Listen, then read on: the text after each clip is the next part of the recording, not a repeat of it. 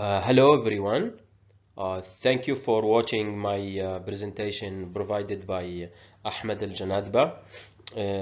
My presentation is all focusing about on bilingual education and multilingual classroom as approach in teaching and learning.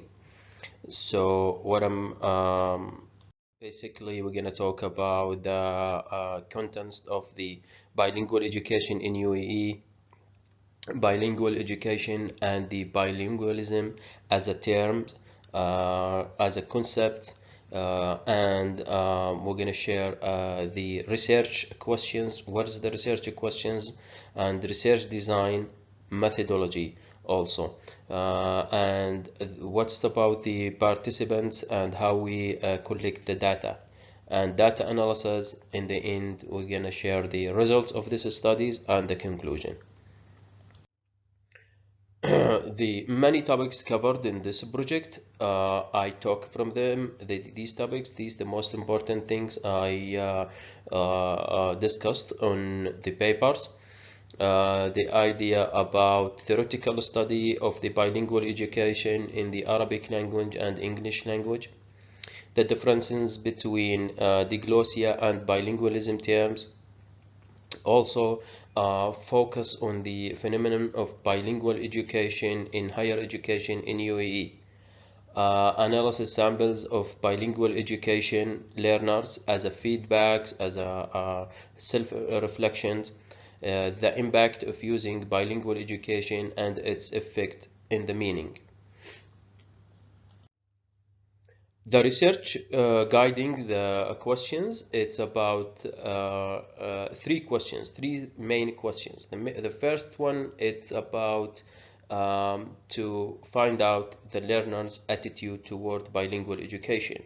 What is this attitude from the learning at their self? The second question, it's about the learner's perceptions of the concept of bilingual education. What is their perceptions about the bilingual education or multilingualism? The third one, I was looking at the effect of the gender. If is it variable in the learning perception and attitude toward on bilingual education? And the methodology of the research analyzed the quantitative describing approach through the I used a survey data collection to measure perceptions, and in the survey it was like 32 questions. It's all about agree or disagree on using bilingual education in the education or not. The second data that I used, it's an interview to collect and measure the attitude, and these interviews was recorded by me as a researcher and individual. I interviewed the participant individual, and the interviews was about their knowledge, their attitude on bilingual education, and I'll share some questions from these interviews on the slides coming. My participants in this studies and the data collected was 53 Emirati students, all native Arabic native speakers, and they're age 21. They're all Cambridge. They have Cambridge English test, the IELTS with B1 level. And the time when I collect the data, it was in fall 2019. The course where they enrolled the student was an advanced Arabic writing skills in the College of Education. This course was focusing on the writing, professional writing, function writing for they're in fourth year, last year of college. They're taking this course, and all the students passed the MSAT Arabic test, average performance 1000 passing score. I'd say all of them passing this score in this Arabic diagnostic exam. Okay. Here we'll focus more about the answering the main three questions aimed or presented in this project, in the study. The first question was about prescriptions, learners toward bilingual education. And as I mentioned later, on the survey, there was a common of the questions that I used to measure or to have a deep look at their perceptions. If we go, I booked these almost 10 clauses from the survey questions. What I want to let you know here, mention, is that all look at the clauses from number 5 and focus here on the main, the numbers of the main from here and all these together.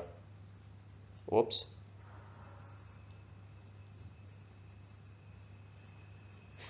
So I booked these 5 statements, and then I looked at, this is the highest one was. I'll give you the example about it. Here the student says bilingual education gives me more jobs, opportunity in the future, and better economic incomes.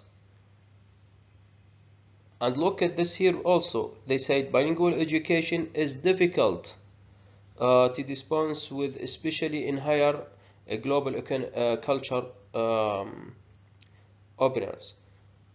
And all these was the highest about, and it's showing the positive and their attitude, their perception about bilingual education. And in the rest of the essays, which is here, if I take it from number 6 to number 10, these all, look at these numbers, these all the weakness things, the negative, that they are not accepted for the, they not preferred for bilingual education. For example, the first one, look what they said. I think the use of bilingual education in university education is not important. So less, they said this. They say 2. They are only 2%, 0.42. They said it's not important. If we go to this one, or example number 9, they said bilingual education was a threat to my identity. Look how they are agree with this. They're only this. Oops.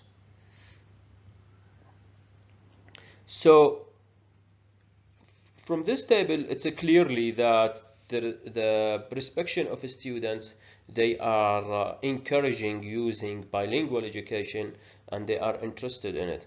If we go to answering question number 2, afwan, we said what were the learners' attitude of bilingual education?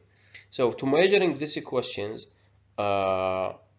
I asked the student says, most of them says, learning the concept in 2 language. That's what I know about it. What's the attitude?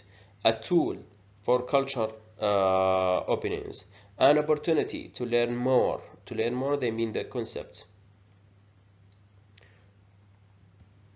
And when I asked them, this is the questions it was in the survey. It was an interview. Why do we need it? The student said, to expand knowledge and self-development, keeping space with development of the times, an effective tool to understand the concept, a necessary requirements for the labor market. And then I also here, actually, we share something that when should we use it? Most of them says in in the nursery, in the early childhood, and then the others says school, college. What is the positive and negative impact of bilingual education in your personal awareness? And L1, does the bilingual education affect in your language abhorrence or personal abhorrence or cultural abhorrence or identity abhorrence. Look at the scale. Positively affected, negative affected. Most of them says it's a positive affected, did not affect. About question number 3, what is the effect of gender variable on learners' perception and attitudes toward bilingual education? As the ANOVA analysis showed, there was no significant difference between participants in the gender conditions. And this is actually it's coming because the many reasons for this, and this is a strong result that's showing male and female do agree that the bilingual education it's a value for them and it's an important for them. Conclusion. Uh, Bilingual education opportunities should be made available for learners, and what do I find also, bilingual education should apply from early education stage for learners, and bilingual education must be provided with gender equality or equality. Bilingual education did not threaten L1 and learner culture, which is was a true according to their answers for the main 3 questions in the studies. And what I also find out that the students very encouraging in the topic if they taking the topic in 2 languages instead to take it in 1 language. And this is actually pushing us to think ahead about building or looking again at bilingual education as a pedagogy, which was clear for the students that if I use bilingual education as a pedagogy, as a strategies to deliver the topic, then it's important to me. Then it's I feel more encouraged, more freedom to develop my knowledge and to express the ideas that I have. So all about the world right now and all about the education, what is the next about our learners, since starting from the schools till the high schools or till the graduation. We all should look again and do more studies on bilingual, and then the value of using 2 languages or more 2 languages, like could be multiple language. So that's why the students prefer to use as a translanguaging strategies to deal with it. And I find out my students also they appreciate it, and then they learn more, and then they get more excited to export their ideas and doing their assignments. When I asking them to do the assignments in 2 languages, I find out that they're doing the assignment in the better way compared with the previous way that I use 1 language, which is what I mean here is Arabic language. So this is all about this presentation and this little piece of the presentation. The rest of the information it showed and it discussed deeply in the paper. And this is all. I hope this makes sense, this presentation. I wish to present it real, but hopefully for next time or next year we can gather together and we discuss it. I appreciate your time. I appreciate watching this presentation, and please, if you have any questions or comments or feedback about the topic or about the presentation or whatever else, please don't hesitate to contact me at the emails showing on the this slide. Thank you for your time, and I enjoyed express my idea and my thought for you. Thank you very much, and you have a successful day. Thank you.